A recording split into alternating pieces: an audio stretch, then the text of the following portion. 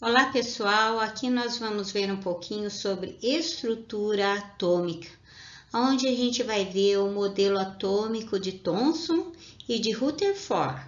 Vamos lá pessoal? Vamos falar inicialmente então sobre o modelo atômico de Thomson.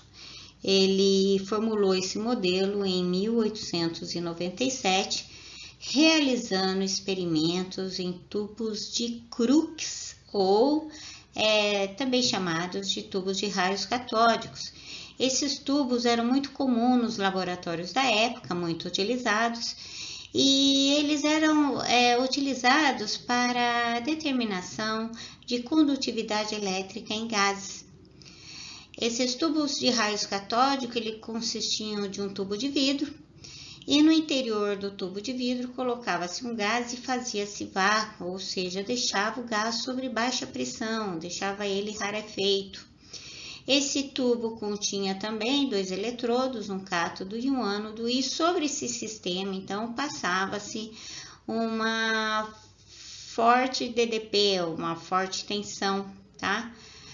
E observava-se sobre esse sistema a passagem de luz do cátodo para o ânodo. Na região do ânodo do tubo, ela era revestida de substâncias fluorescentes, então que você tinha então os pontos luminosos. Inicialmente acreditava-se que eram raios de luz, né, um feixe de luz, tá? Que estava caracterizando essa luminescência dentro do tubo de raio catódico.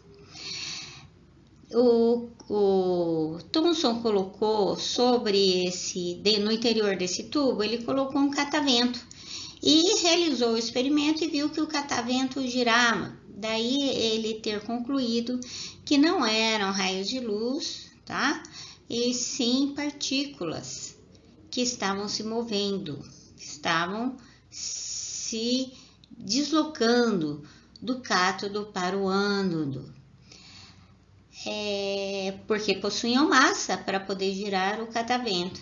Ele colocou também sobre esse sistema, ele colocou placas carregadas, e essas partículas elas se desviavam sempre para o lado positivo das placas, provando então que essas partículas tinham cargas negativas.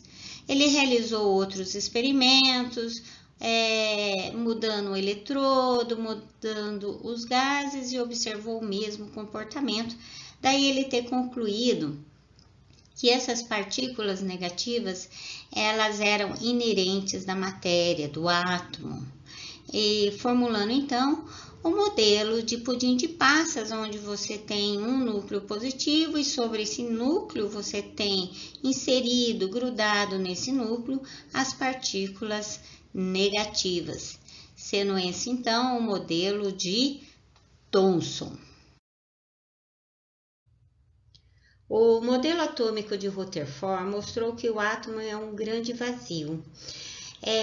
O modelo dele foi baseado em experimentos realizados com uma fina camada de ouro que foi bombardeada com partículas alfas. Eles já conheciam, já trabalhavam com a radiação naquela época.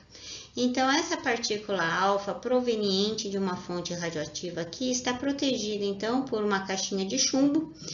A radiação ela passava por um filtro para poder passar pela fenda, então havia uma seleção aqui no feixe de partículas alfas, tá certo?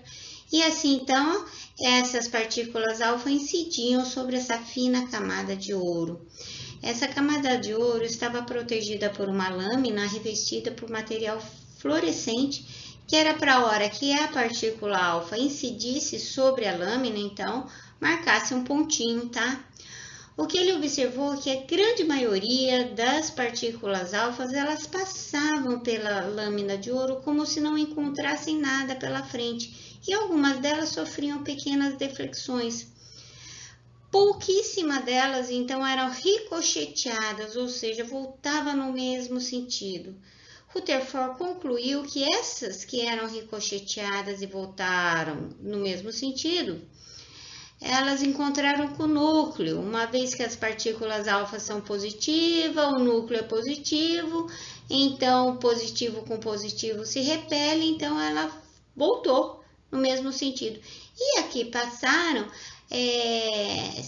elas passaram a grande maioria porque não encontraram nada pela frente, ou seja, ele concluiu que a região onde os elétrons ficam ao redor do núcleo positivo era um grande vazio. Esse foi então o modelo descrito por Rutherford. O modelo atômico de Rutherford, ele imaginou o átomo como um imenso vazio. Os dados empíricos de Rutherford mostraram que o raio atômico, ele pode ser de 10.000 a 100.000 vezes o raio do núcleo do átomo, tá? Vamos imaginar, para compreender melhor esses dados, vamos imaginar então um átomo que tenha o raio atômico 10.000 vezes maior do que o seu núcleo. Se eu pensar numa cabeça de alfinete, então eu colocaria essa cabeça de alfinete no centro de um campo de futebol e o elétron de valência lá no gol, né? A 50 metros. Então, essa seria a distância entre o núcleo do átomo e seu elétron de valência. Agora, se eu pensar num átomo cujo raio atômico chega a ser 100.000 vezes o raio do núcleo do átomo, então eu teria que pensar numa bola de gude. Vamos pensar, né, numa bola de gude em um dos gols, né?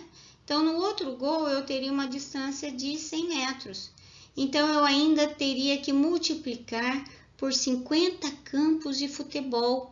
Essa seria a distância entre o núcleo do átomo e o elétron de valência para um átomo com raio atômico de 100.000 vezes, né? Então, é um enorme vazio que existe entre o núcleo e o elétron de valência. Foi isso que os dados empíricos de Rutherford concluíram no seu modelo atômico.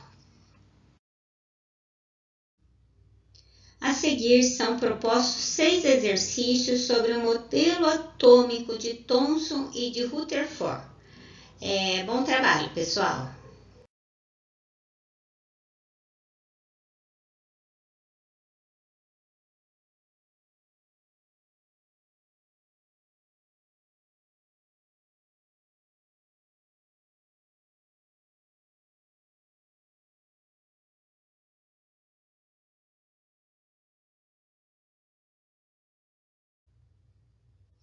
Essa videoaula foi sobre o modelo atômico de Thomson, né, de pudim de passas, e o de Rutherford. Até mais, pessoal!